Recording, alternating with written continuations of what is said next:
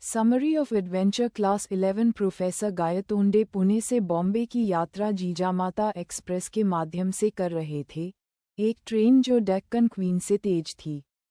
जब वह कस्बों और गांवों को पार कर रहा था, तो उसकी मुलाकात खान साहब नाम के एक व्यक्ति से हुई, जिसने उसके व्यवसाय के बारे में बात की और कई बातें की। वे विक्टोरिया टर्मिनस स्टेशन पर उतरे जो साफ सुथरा था। इसके चारों ओर ब्रिटिश अधिकारी, पारसी और एंग्लो इंडियन कर्मचारी थे।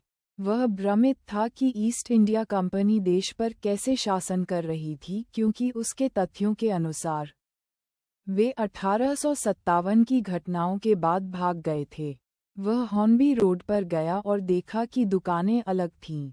उन्होंने फोर्ब्स की इमारत में प्रवेश किया और श्री विनय गायतोंडे के बारे में पूछताछ की।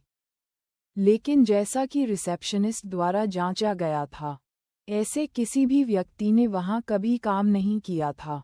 वह टाउन हॉल में गया और रीडिंग रूम में बैठ गया।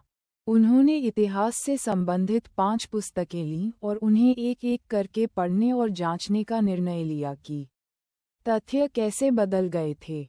उसने अशोक के काल से लेकर पानीपत के तीसरे युद्ध तक की खोज शुरू की।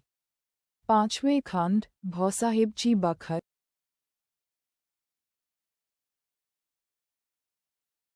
के अनुसार उन्हें पता चला कि मराठों ने पानीपत की लड़ाई जीत ली थी और उसके बाद पूरे भारत में अपना प्रभाव फैलाया।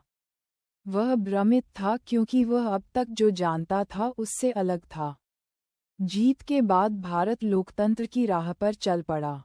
अब कोई राजा शासन नहीं कर रहा था और लोकतांत्रिक दलों की स्थापना की गई थी। प्रोफेसर भारत को पसंद करने लगे क्योंकि वे इसके बारे में आगे पढ़ते रहे। यह उसके द्वारा देखे गए विश्वास से भिन्न था। ये देश जानता था कि अपने पैरों पर कैसे खड़ा होना है और यह अब गोरे आदमी के अधीन गुलाम नहीं था। जब वह पुस्तक पढ़ रहा था, तो पुस्तकालयाध्यक्ष ने उसे समाप्त करने के लिए कहा क्योंकि वे पुस्तकालय बंद कर रहे थे। 8 बजे थे। उसने अपने साथ किताबें ले जाने के बारे में पूछा क्योंकि वह अगली सुबह लौटेगा और बखर किताब को अपनी बाईं जेब में रख लिया। उन्होंने एक गेस्ट हाउस में चेक इन किया और खाना खाया। उसने आज़ाद मैदान की ओर चलने का निश्चय किया। उसने देखा कि लोगों की एक बड़ी भीड़ एक पंडाल की ओर जा रही है। एक व्याख्यान चल रहा था, लेकिन उसने कुछ असामान्य देखा।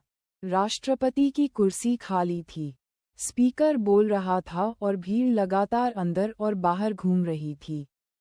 वह अपने आप को नियंत्रित नहीं कर सके और मंच की ओर बढ़े और कुर्सी पर बैठ गए। भीड़ हतप्रभ रह गई और उसे उठने और दूर जाने के लिए कहने लगी। उसने उनसे बात करने की कोशिश की लेकिन उन्होंने उस पर टमाटर, अंडे आदि जैसी कई चीजें फेंकनी शुरू कर दीं। जल्द ही भीड़ उसे दूर धकेलने के लिए उसकी ओर बढ़ी और वह कहीं दिखाई नहीं दिया। इसके बाद वह अस्पताल के बिस्तर पर उठा और राजेंद्र को अपने सामने देखा। उन्होंने घटी हुई घटनाओं का पूरा क्रम सुनाया और राजेंद्र उनकी बात सुनकर चकित रह गए। प्रोफेसर असमंजस में थे कि वह कहाँ हैं और क्या वह पिछले 2 दिनों से कोमा में हैं। उसके पास अभी जो अनुभव था, वह वास्तविक था या नहीं। राजेंद्र ने उन्हें समझाया कि ये 2 सिद्धांतों के कारण हुआ, आपदा सिद्धांत और क्वांटम सिद्धांत में नियतवाद की कमी। आपदा सिद्धांत कहता है कि किसी भी स्थिति में एक छोटा सा बदलाव व्यवहार में बदलाव ला सकता है। वास्तव में मराठों ने अपने नेता भावसाहेब और विश्वराव को खो दिया और इसलिए वे युद्ध हार गए। लेकिन प्रोफेसर ने देखा कि गोली छूट गई और विश्वराव की मौत नहीं हुई। प्रोफेसर ने फिर उसे बखर किताब का फटा हुआ पन्ना दिखाया, जो उसकी जेब में था। राजेंद्र ने इसे ध्यान से पढ़ा और उससे कहा कि अलग-अलग लोगों के लिए वास्तविकताएं अलग-अलग हो सकती हैं। उसने जो सोचा था वह एक भयावह अनुभव है। राजेंद्र ने उन्हें बताया कि इलेक्ट्रॉनों के मामले में यह अनुमान नहीं लगाया जा सकता है कि इलेक्ट्रॉन एक समय में कौन सा पथ लेता है। उन्होंने उसे बताया कि यह क्वांटम सिद्धांत में नियतवाद की कमी है और उसे समझाया कि इसका क्या अर्थ है।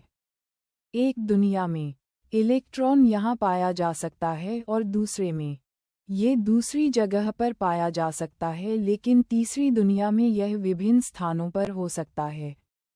एक बार जब प्रेक्षक को प्रत्येक विश्व में इलेक्ट्रॉनों के सही स्थान के बारे में पता चल जाता है, तो ऐसा हो सकता है कि उसी समय एक वैकल्पिक दुनिया मौजूद हो।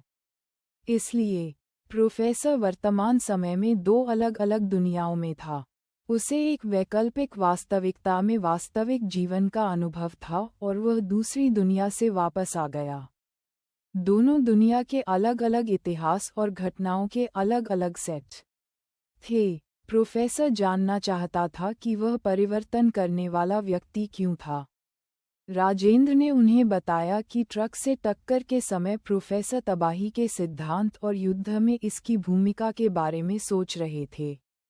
वह उस समय पानीपत की लड़ाई के बारे में भी सोच रहा था। इसलिए उसके मस्तिष्क में न्यूरॉन्स ने एक ट्रिगर के रूप में काम किया और संक्रमण किया।